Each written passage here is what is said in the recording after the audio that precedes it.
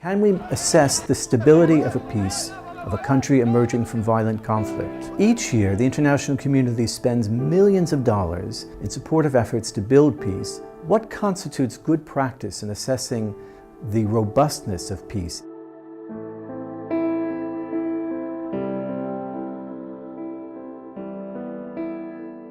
What makes a peace a stable peace in countries emerging from violent conflict? Each year, the international community spends millions of dollars and deploys thousands of personnel in support of efforts to build peace in conflict-affected countries.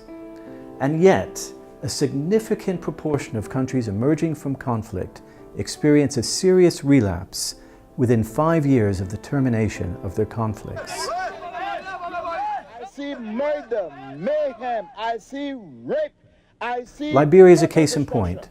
Civil war raged there for 7 years, from 1989 to 1996, killing 200,000 people and displacing a further 1 million people. A ceasefire was established in 1996, elections were held the following year, at which point peacekeepers returned home.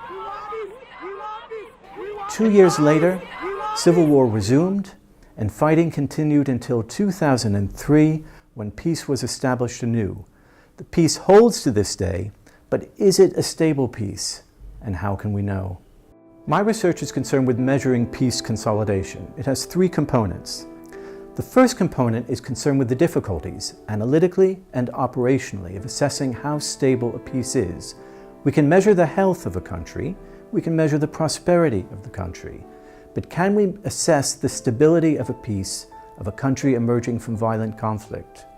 For this aspect of my research, I am collaborating with colleagues to see if we can identify factors that contribute significantly to post-conflict peace stabilization.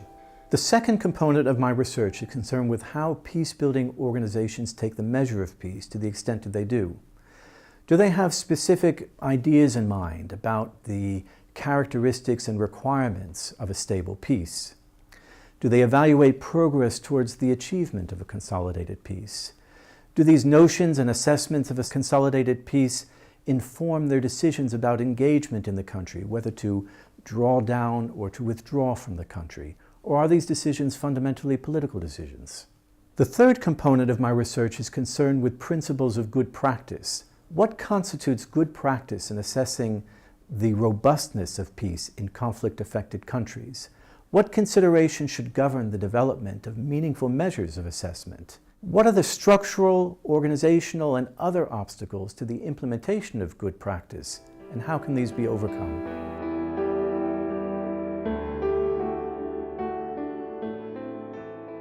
The key question to consider, which this research will address, is whether the foundations for a sustainable peace and development have been established so that the Peace-Building Commission, donor governments, and other international organizations can decide that it is an appropriate time for a country to make a transition, and that the peace that it has helped to establish is a stable peace.